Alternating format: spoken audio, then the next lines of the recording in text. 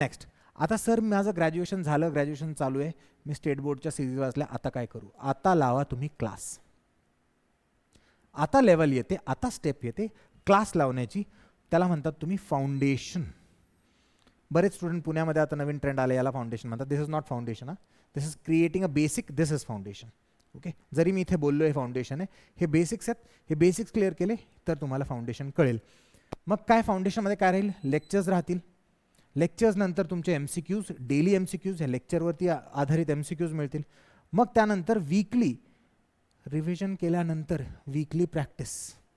हे सगळं जे एका हफ्त्यात शिकवलं आहे त्याच्यामध्ये तुम्हाला प्रॅक्टिस करावी लागेल, MCQs सोडवावी लागेल. नंतर काय? Step 3, standard book reading.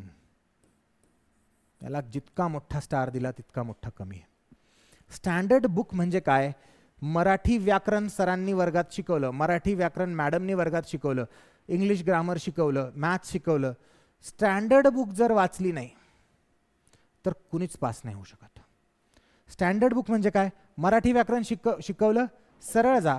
Balasaheb Shinde sir आहे, त्यांचाही क्लास आहे, त्यांना प्रमोट नाही करत आहे मी, but he is the best म्हणून त्यांचं नाव घेतोय. बाळासाहेब शिंदे सर आहे, सरळ जावा, त्यांची बुक घ्या, मराठी व्याकरण वाचा. नाही बाळासाहेब शिंदे सर कळत, मोरा वाळंबेकडे जा. शी इज द बेस्ट. मोरा वाळंबे बुक इज द बेस्ट. ठीक आहे, त्यांचं बुक वाचा सरांचं. मग स्टँडर्ड बुक त्याला म्हणतात. इथे केलं लगेच. मग त्यानंतर फुल लेंथ टेस्ट. आता येते full length test. Full length test म्हणजे काय? त्यात सगळं काही येणार.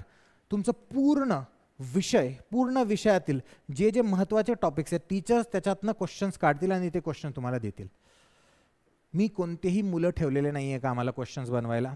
टीचरचं स्वतःचं काम आहे, जे तो शिकवतोय त्याच टीचरचं काम आहे की PYQsमध्ये काय आलेलं आहे ते शोधायचं. त्याच टीचरचं काम आहे की मी जे शिकवतोय ते स्टुडंटला कळलं की नाही त्यासाठी MCQs बनवायचे. आणि त्याच टीचरचं काम आहे फुल लेंथ टेस्ट बनवायचं. फुल लेंथ टेस्ट आणि वीकली टेस्ट हे तुमच्या परीक्षेमध्ये इथून डायरेक्ट प्रश्न पडू शकतात. डेलीमधनं प्रॅक्टिस होणार.